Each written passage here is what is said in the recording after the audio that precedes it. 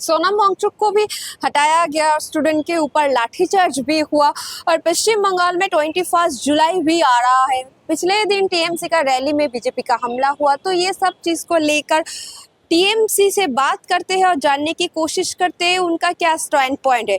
मतलब टीएमसी मतलब जो ममता बनर्जी के साथ है, क्योंकि पश्चिम बंगाल में अब टीएमसी दो तरफ है। तो ये 21 जुलाई ममता बनर्जी के साथ जो लोग हैं उनका क्या प्लान है, बीजेपी के खिलाफ लड़ाई कैसे होगा पश्चिम बंगाल में। तो चलिए आइए पश्चिम बंगाल और इंडिया को लेकर उन लोगों के साथ बात करते हैं और उन लोगों का क्या स्टैंड पॉइंट है इस बारे में भी बात करते हैं।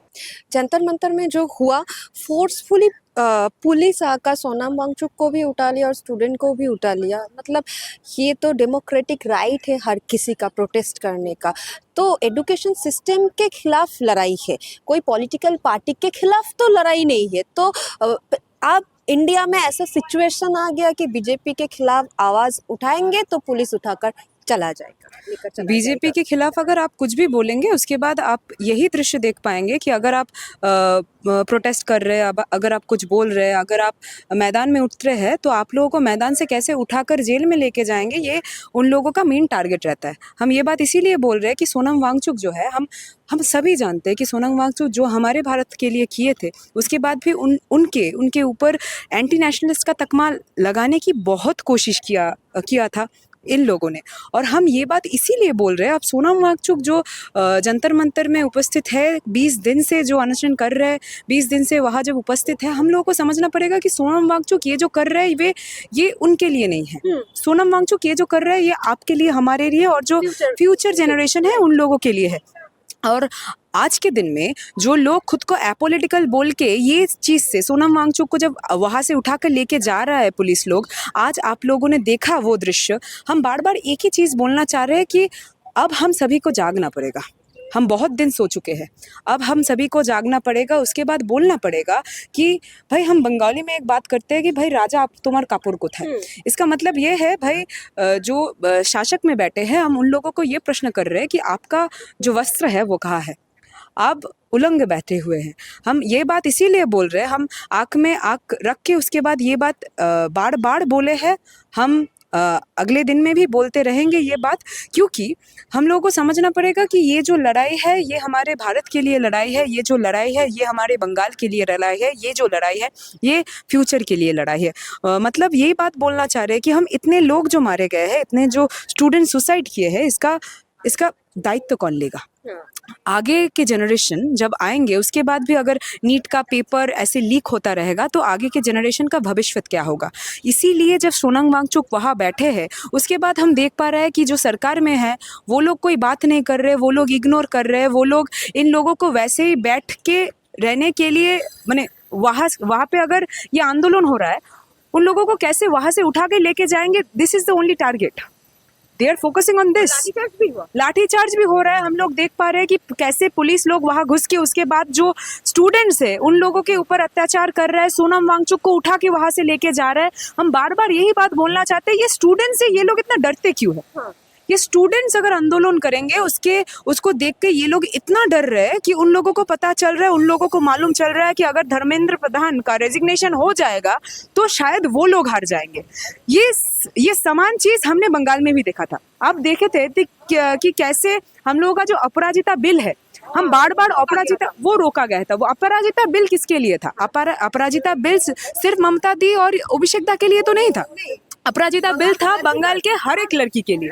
तो हम बार बार देख पा रहे हैं कि आज का जो सरकार है, वो सरकार के शासक में रहने के समय ये 2 महीने में 13 हो गए हैं केसेस। जिन परिवार के ऊपर हो रहे हैं, जिन बच्चे के ऊपर हो रहे हैं, वो लोग जस्टिस पा रहे हैं कि नहीं? ये प्रश्न जब हम लोग उठा रहे हैं, हम लोगों के ऊपर आक्रमण किया जा रहा है। हम बार बार यही बात बोल रहे हैं कि ऐसे आक्रमण करके आप अगर सोच रहे हैं कि हम लोगों का कंठ, हम लोगों का जो जुबान है वो आप ताला मार देंगे, ऐसे ताला नहीं लगेगा भैया जी। हम बार बार यही बात बोल रहे हैं कि we are standing with Sonam Wangchuk, we are standing with Sonam sir.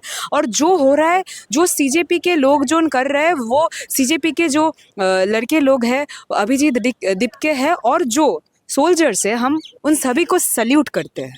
हम सल्यूट करके ये बात इसीलिए बोल रहे हैं क्योंकि वो जो लड़ रहे हैं ना, वो सिर्फ उनके लिए नहीं लड़ रहे, वो हमारे लिए भी लड़ रहे हैं। हम लोगों को समझना पड़ेगा कि ये लड़ाई में हम सभी है, और इस लड़ाई में हम सभी को भारतवर्ष के पास, सोनम वांगचुक के पास और एक दूसरे के पास खड़ा होना पड़ेगा।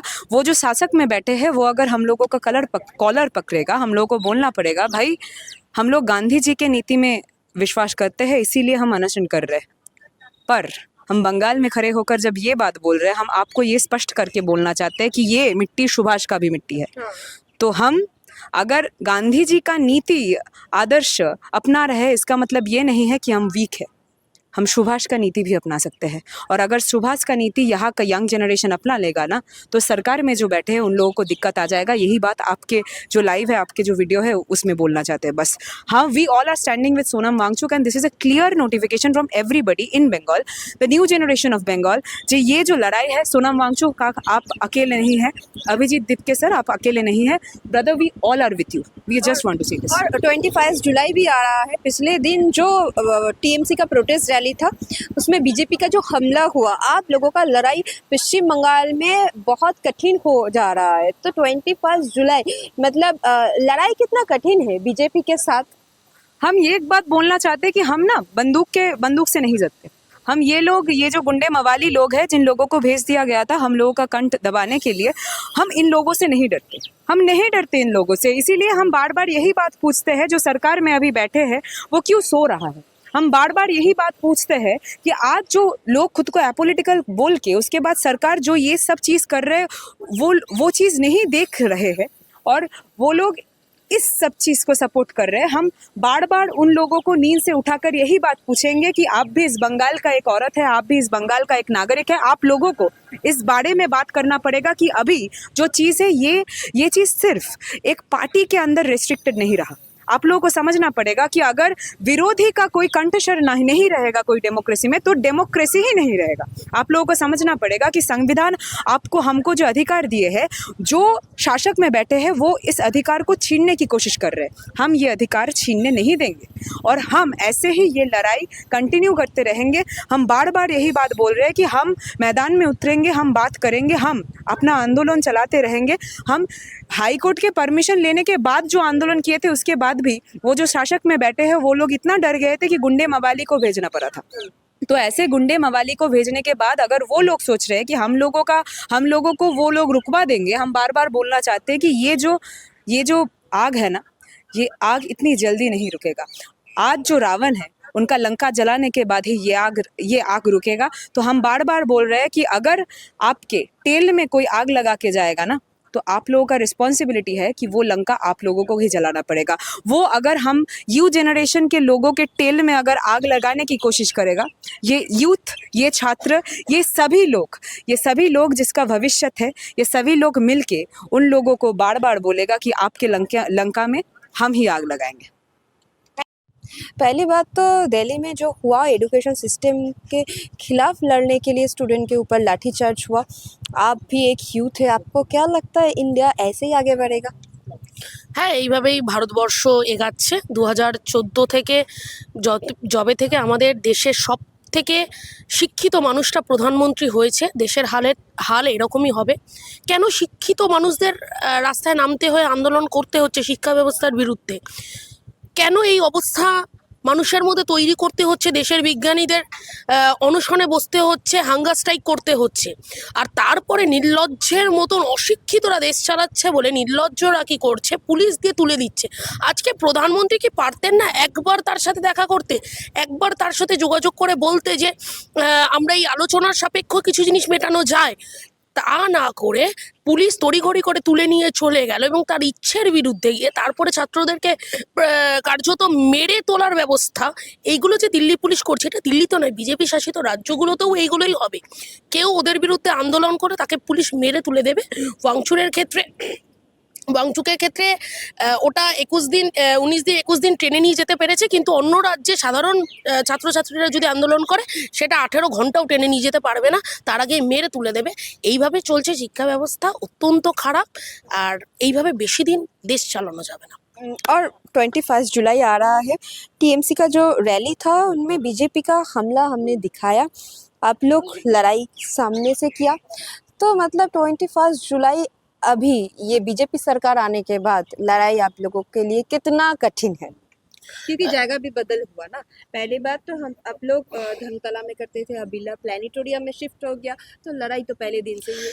মমতা বন্দ্যোপাধ্যায় কোনো একটা খালি জায়গায় যদি 21শে জুলাই করতেন, সেই জায়গায় লোকের ভিড় আর প্রথম দিনের লোকের ভিড়টা থাকতো। কিন্তু ব্যাপার হচ্ছে মানুষকে যে ভয় দেখানো হচ্ছে, একটা কোর্ট থেকে প্রায় একটা সংখ্যা বেঁধে দেওয়া হলো যে এই সংখ্যার বেশি আসতে পারবে না, অর্থাৎ মানুষকে। এবং তার আগে একটি মিছিলের মধ্যে যেখানে বারুইপুর একটি রেপ কেস নিয়ে আমরা মিছিল করছি, এখানে কোথাও তৃণমূল কংগ্রেসের পতাকা ছিল না। মমতা বন্দ্যোপাধ্যায়ের নির্দেশে যখন তার সৈনিকরা মিছিল করছিল, তাদেরকে ছেলে মেয়ে নির্বিশেষে তাদেরকে মারা হলো। বহু মানুষের মানে বহু মানুষ আহত ছিলেন, আমি নিজে সেই আহতদের মধ্যে একজন। কিন্তু সেই সব উপেক্ষা করে 21শে জুলাইয়ের প্রস্তুতি সভায় আমরা উপস্থিত, এবং 21শে জুলাই এই রাজ্যের মানুষ দেখবে যে তৃণমূল কংগ্রেসের কর্মীরা, মমতা বন্দ্যোপাধ্যায়ের সৈনিকরা, বেঈমানদের সৈনিকরা নয়, মমতা বন্দ্যোপাধ্যায়ের সৈনিকরা কি আন্দোলন করতে পারে এবং তাদের প্রতিজ্ঞা কতটা দৃঢ় হতে পারে, সেটাই 21শে জুলাই দেখতে পাবে। কারণ আমরা মমতা বন্দ্যোপাধ্যায়ের সৈনিক, মমতা বন্দ্যোপাধ্যায় বিরোধী দলনেত্রী হিসাবে কতটা স্ট্রং এটা বিজেপি জানে, এটা সিপিআইএম জানে, এটা কংগ্রেসও জানে। তাই আমরা তার সৈনিক হয়ে যে কতটা লড়তে পারি সেটাও আমরা 21শে জুলাই দেখিয়ে দেবো। হয়তো তারা হামলা করতে পারে, আবার কেউ যাচ্ছে মমতা বন্দ্যোপাধ্যায়ের সৈনিক দেখে সেই জায়গাটাকে আটকে বিজেপিরা আবার মারধর করতে পারে। বিজেপি পারে না এরকম কিছু নেই, করতেই পারে। কোর্টের অর্ডার তো সেদিন মিছিলে ছিল, তাও তো মারধর করেছে। হতে পারে সে মমতা বন্দ্যোপাধ্যায়ের 21শে জুলাই আসবে বলে হাওড়া বা শিয়ালদায় যেই মিড পয়েন্টগুলোতে মারধর করতে পারে, ওরা পারে। কিন্তু এই মারধরকে উপেক্ষা করেও আগের দিন যেমন মিছিলটা চলে গেছিল, ছাত্রের সভানেত্রী ছিলেন, যুবর সভাপতি ছিলেন, আইটি সভানেত্রী সহ আরও যে তৃণমূল কংগ্রেসের কর্মীরা, বহু মুখপাত্ররা ছিলেন, নেতৃত্বরা ছিলেন, আমাদের মতন কর্মীরা ছিল। যেমনভাবে মিছিলটা গেল, ঠিক এমনভাবেই 21শে জুলাইও যদি আমাদের উপর হামলা হয়, বিড়লা প্ল্যানেটোরিয়ামে আমরা উপস্থিত হব, মমতা বন্দ্যোপাধ্যায়ের সভা উপস্থিত হব, এবং 21শে জুলাইটা দেখে নেবে। কোনো বাউন্ডারির মধ্যে মমতা বন্দ্যোপাধ্যায়কে রাখা যায় না, সেটা সরকারকে বুঝতে হবে।